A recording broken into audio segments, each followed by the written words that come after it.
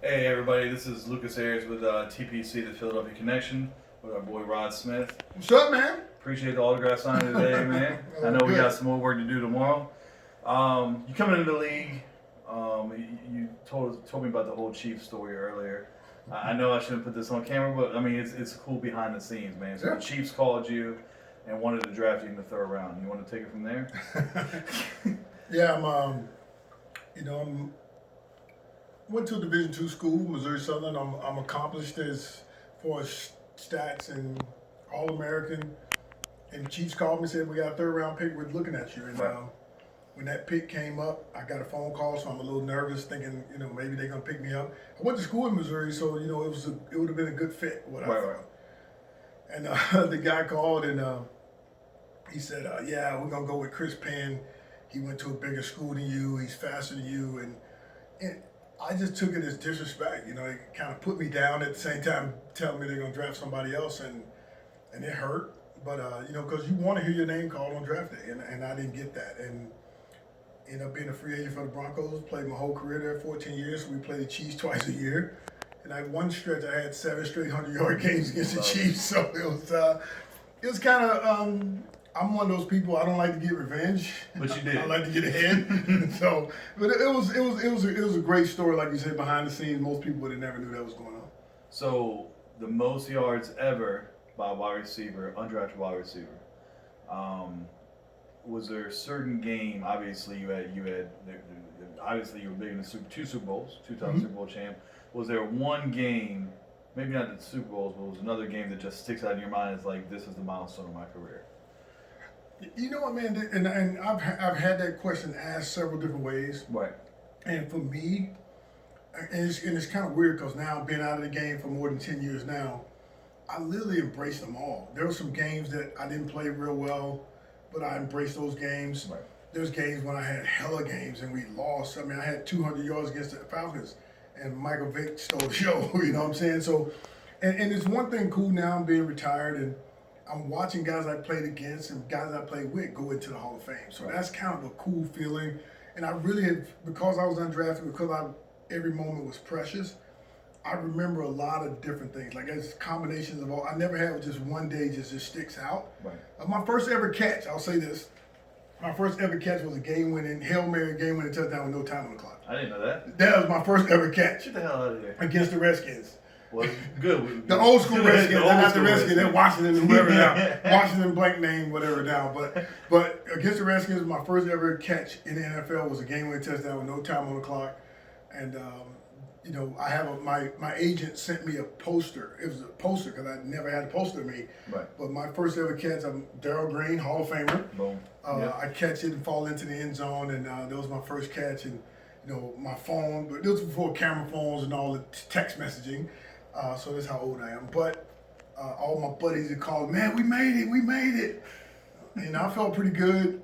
I didn't catch a pass for like 6 weeks after that. So it took a while for me to get my second catch, but that was a cool first ever introduction to the NFL. Last question. John Elway obviously was your quarterback for a lot of years, Hall of Fame career.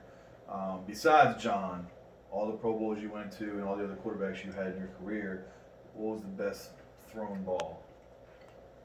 Besides John? You didn't say besides John. Because you caught a lot in different Pro Bowls. Dude, the thing is, I caught a lot of passes from a different quarterback just with the Broncos. True. I actually caught passing from about 7 or 8 other quarterbacks besides John Elway. Most quarterbacks don't take every snap. Right. But for me, I'll just say the one connection I had with a guy was Brian Greasy. Brian Greasy and I connected very well, and Brian was the hottest quarterback in the league for a while. And for the first 8 games, I think he had 16 touchdowns, like 2 interceptions. Yep. He made the Pro Bowl, and he got hurt in week 9, and he never played again, but he still made the Pro Bowl. He was hot, but during that time with Brian, I probably had, and probably the 3 years with Brian, I think I had over 300 catches. Yeah, we tore the league up for a minute there, and it was fun. I respect all the guys I played with. I just wanted to win. One stat that I do have still stands to this day is winning as starting receiver is me. I didn't know that either. Yeah, as far as when they keep the stats on how many games you won percentage-wise, I've been winning as a receiver. And that's something I'm take pride in. As I'm all about winning, man. We won games, won a lot of games, lost some tough games. 2 Super Bowls, they can never take that away. Well, the Super Bowls, and you and I talked about it earlier, and I mean, just the offense really carried those teams with you and TD and McCaffrey and Sharp. I mean, Steve Atwater, much respect. Neil Smith, much respect. But those defenses stepped up in the playoffs. But offensively, you guys were a powerhouse. Yeah. We was close to breaking the record for points scored in games and stuff like that. We had. I mean, literally, we would go out there and just kind of predict how we wanted to play. We would make a defense play the way we wanted to play. If Terrell, you want to stop Terrell, go right ahead. We're gonna go over the top of you, and there's nothing you can do about it. Right. With Sharp, Hall of Famer. Yep. Another unsung guy was Howard Griffith, our fullback. Yeah. Howard was a beast, man. Howard was kind of more the glue to the whole thing. TD got what he got because of Howard. We got the pass protection because of Howard. And he was a big part of it. Of course, like Zimmerman, Hall of Famer, Elway, Hall of Famer, TD, Hall of Famer, Sharp, Hall of Famer. So it's really, you should be in the Hall of Fame too, man. I mean, hopefully, and Neil Smith, hopefully, should be in the Hall of Fame. Neil 100 sacks. I mean, that's Neil insane. kicked ass in Kansas City, and then we realized we need that guy on our side. Neil and Keith Traylor.